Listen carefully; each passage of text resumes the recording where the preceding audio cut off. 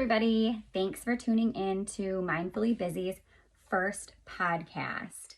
This is the place where I want to spread the free drug to the world, which is love and wellness. So I'm going to get going. Just wanted to give the heads up that I'm dual recording here for YouTube. So if you want to see me in person speaking, you can head on over to my YouTube. If you are on the podcast, I will link that on the podcast and vice versa. If you want to just listen instead of YouTube, because I know you can't click off your phone when you're on YouTube, it's always going.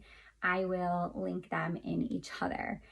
So first podcast is going to be about the number 4. And why the number 4? I have associations with the number 4 that remind me to think of others outside of myself.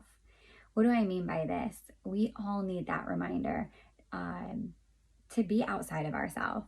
We're all selfish and think of ourselves first. That's human nature, right? We put on our oxygen mask first and then others. Well, 4 to me, I have 4 kids.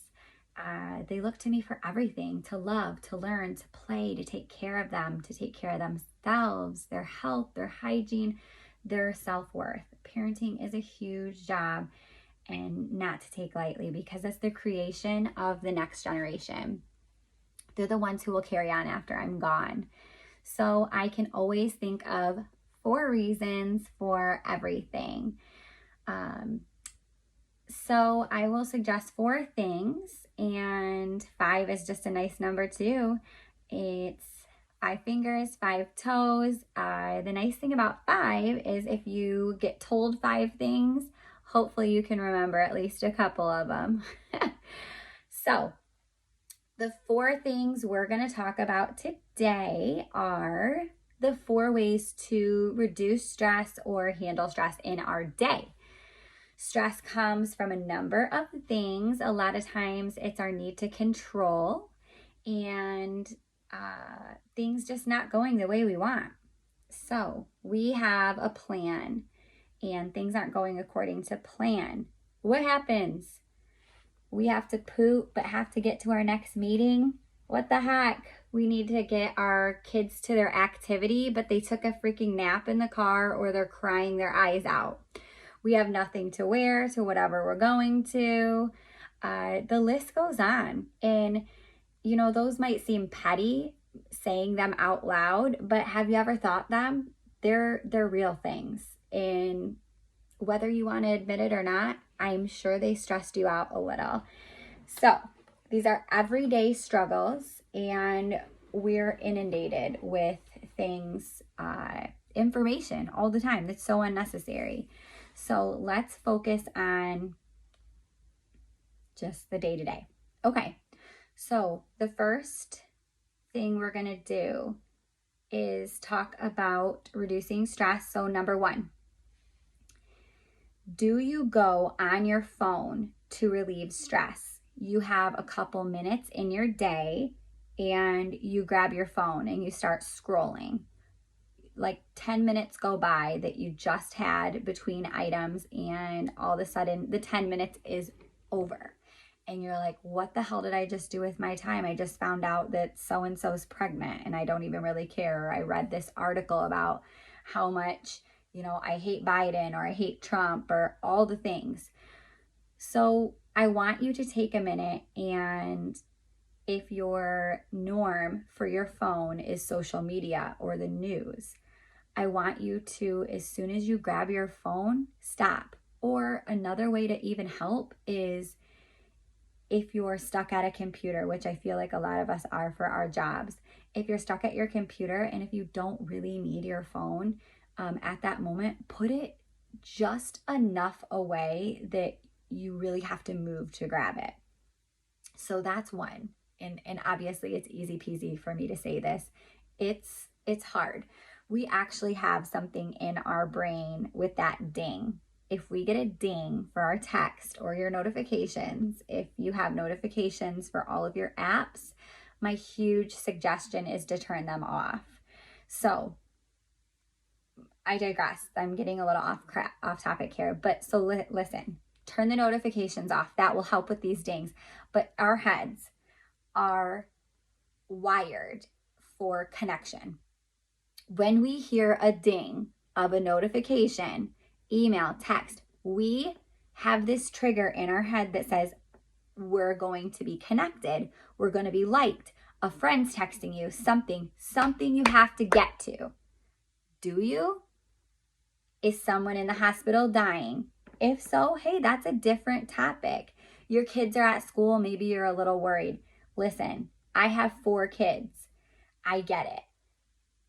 If something happens and you don't get to your phone right away, it will be okay. I promise. It's worrisome. It really is. But there's sometimes you have to take a breath and take a break. If we're just talking 10 minutes, it'll be okay. If you call the school back after 10 minutes, it will be okay. So we are giving ourselves quick hits of dopamine when we sit on our phone and scroll. Dopamine is the happiness chemical. The thing with dopamine is it's a quick hit. So as soon as we get it, as soon as it goes away. So we need to create long-lasting happiness in order for us to control that stress level. What is something you can do instead in your 10 minutes? I can give you suggestions, but you have to do them. You could grab an adult coloring book in your office. Yeah, cliche. But I'm telling you what, it's going to help you. Put it in your desk. Don't take it home. Just leave it there. What if you colored for 2 minutes? What if you read a book and you only read it at work for 10 minutes at a time? Cool.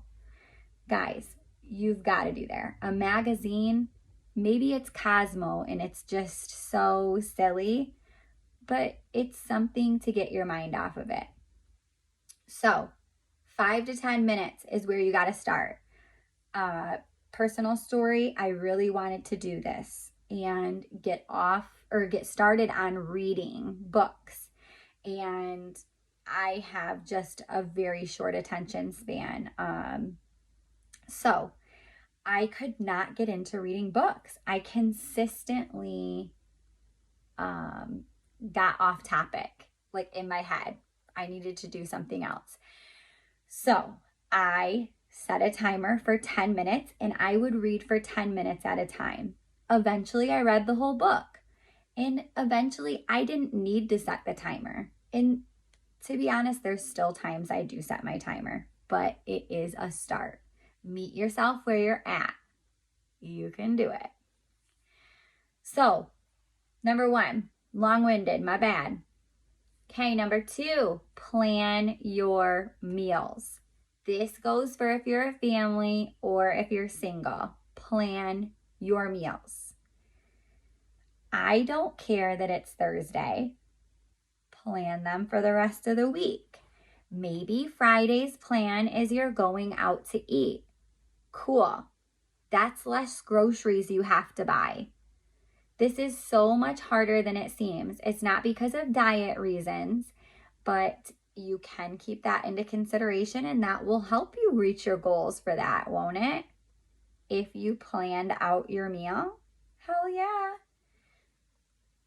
So one of the main things that I asked people online, I left my corporate job when I had my daughter, and she's 4 now. I realized how much people stressed just all the time, just juggling life, being a working person and an adult and trying to get all the things correct.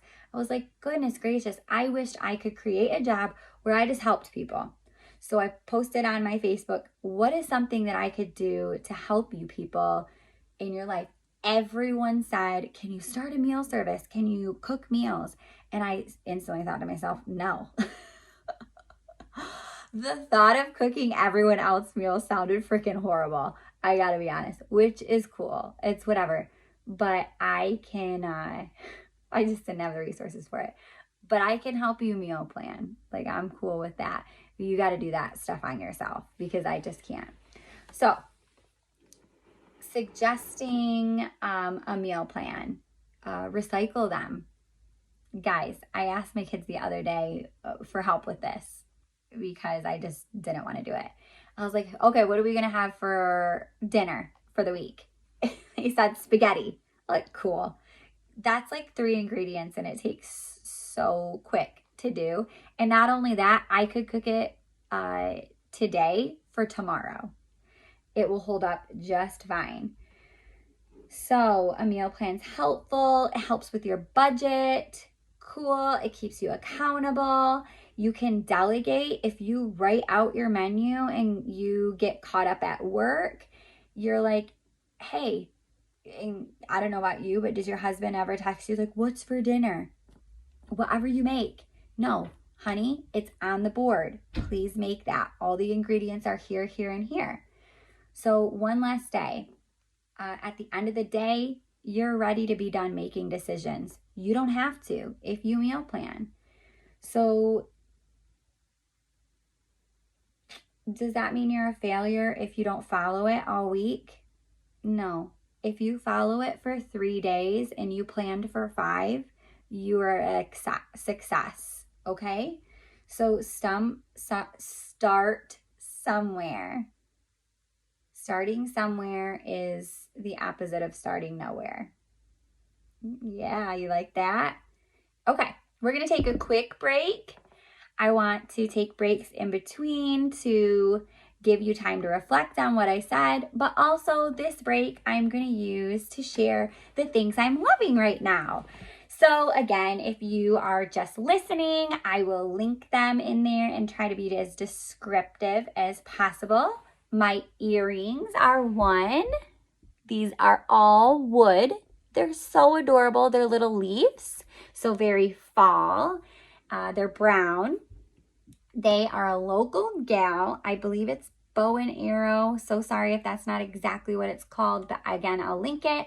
She sells them separately, or she does this super, super fun box where you get 5 random earrings and they're a surprise. So fun. It's a monthly thing. She only takes a limited amount of people per month because she's a home business and small, and I believe it's only like $20. Super affordable, and these are so cute. They're all wood. She made them. Cool.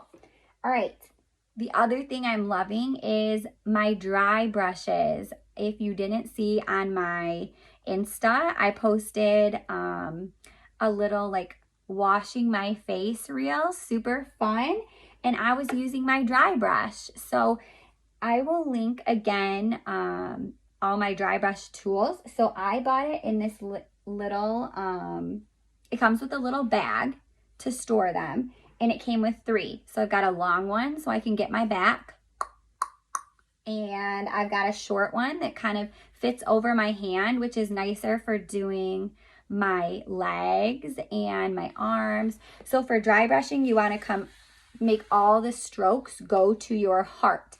This increases your circulation, helps lower cellulite, reduce inflammation, wrinkles, and it helps your lymphatic system like a lot. So I am liking it because for my face, it's helping with my pores. It's helping me look nice and dewy and youthful. I'm liking it. My makeup looks super cute, and I just really feel like bougie and loving it. So try it out. I gotta be honest, I've really only been using my face one because the ones for my body, when I'm ready for the shower, I don't have a ton of time, and I'm not being good about it. But anyways, I digress. I love this set. Again, I'll link it. It was on Amazon. I believe it was like $14.99, so super cheap. Yes. Okay. We're at number 3. Take a breath and time. I want you to take time just for you. Is your heart rate going up? Are you nervous? Don't be. Every day, take time for yourself, at least 10 minutes. So if you think at the end of your day, you're just feeling so spent and you had no downtime, let the dishes sit in the sink. Sit down, breathe. You don't have to meditate. You don't have to journal. Just be. But also don't be on your phone. Okay, that really defeats the purpose. So there are days that it just doesn't work out. You've got a lot of stuff going on. I get it. Try to see where you can fit it in. Maybe when you pull into your house, you stop before your house, like if your kids are going to run out, stop before your house. Take a few breaths. Just close your eyes, take 3 intentional breaths. There was a yoga training that I did, and it really changed the way that I thought about things. And one lady said, if you can't take time for yourself, just sit there and think, I'm going to take 3 intentional breaths. And what does that mean? It means that you're setting that intention that those 3 breaths are specifically for you to whatever. Maybe they're to calm, maybe they're to have alone time, maybe they're to give you peace, patience, whatever the hell it is you need in that moment. So 3 intentional breaths. Take a few minutes, a couple days a week. If you can't get to it every day, you're at that point where it just can't happen every day, a couple times a week, at least 1 day a week. Okay, spend time by yourself, paint your nails. Maybe you like to paint or do something creative. Sometimes I sit with my kids and play with their Play-Doh with them. There's a reason that kids learn by touch and play. We still have to be playful as adults. Maybe you write, read, binge watch a show. I definitely suggest Steel Magnolias and Ugly Cry to it because that's very refreshing. Make a phone date or a date with a friend. Go for a walk. Something that raises you up and makes you feel cared for. So another thing I want to add to this is something that doesn't require you to spend money. So painting your nails means being at home. It means being quiet and alone. I said playing Play-Doh with my kids, but basically giving yourself the space to not be necessarily needed. Okay? We're filling our buckets. So number 4. We're moving along. Name your feeling first. Noticing your patterns is something that can be helpful with everyday life. We are beings who learn these patterns from our upbringing. You're most likely reacting to stress the way you learned when you're younger. What's causing you stress? Who? What times of the day? Jobs. When your kids are not listening, too much work. I'm going to put it back on you, okay? You're stressed about these things is your inability to regulate them. I'm going to say that again. You're being stressed about the things in your life is your inability to regulate them. It's harsh, but it's the truth. I used to think to myself, my kids don't listen, or my job this, my job this. Those are all the things that I chose. I chose to have all my kids. I chose to work in those times. I'm just going to put it out there, no one's holding you to what you're doing. You can just run away. Just go ahead. Leave your family, leave your job. Right? But I would guess that you want to be where you're at. And if you don't, then you've got a lot more evaluating to do with your life.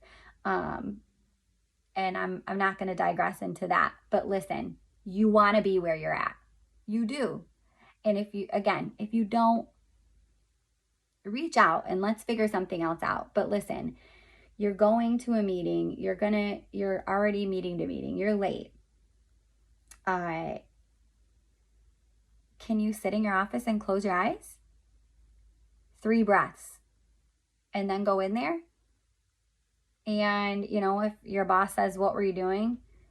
Can you just say, I just took a really quick break to get ready for this meeting. I took a couple breaths to get ready for this meeting. I mean, is your boss going to yell at you? If they are, they're an asshole. And you can tell them I said that. Same with your kids. If your kids are like going wild at you, like sometimes it feels like this, it's okay to close your eyes and take the breaths. I've done it before. And sometimes my kids will be like, Mom, you seem mad. And I will say, I'm not mad. Mom's just a little bit overwhelmed at the moment and needed to take a couple breaths. There is a stigma that we cannot share our feelings with our kids or explain how we feel. And while they're not responsible for how we feel, we can let them know how we're feeling. So that is going to just continue to go into what we're talking about here. So letting them know that you're stressed and you're taking a breath. So basically letting them know what's going on. You're naming your feeling. Okay, you're stressed, you're overwhelmed, you're frustrated, you're whatever the feeling is. And then you're showing them how you're dealing with it. Because what you're doing by feeling like spinning out, okay? What you're doing by slamming things or yelling at them or yelling at your spouse or whatever it is that you're doing to deal with stress, you're basically unconsciously showing your children how to handle it. Okay, one big thing that I want to tell you is your kids will show you. So if they play with a doll and their doll is yelling at the other one or the other one's crying all the time, they're mimicking. And that's a super real realization to come to if that happens.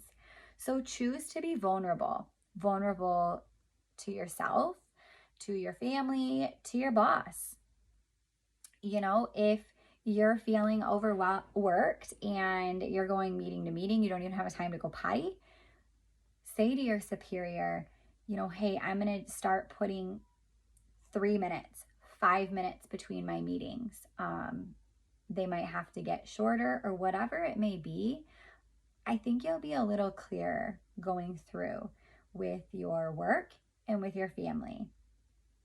So if your child's crying, as long as they don't need immediate help, allow them to cry, because them feeling upset is not a emergency, okay? Unless they are hurt or in danger.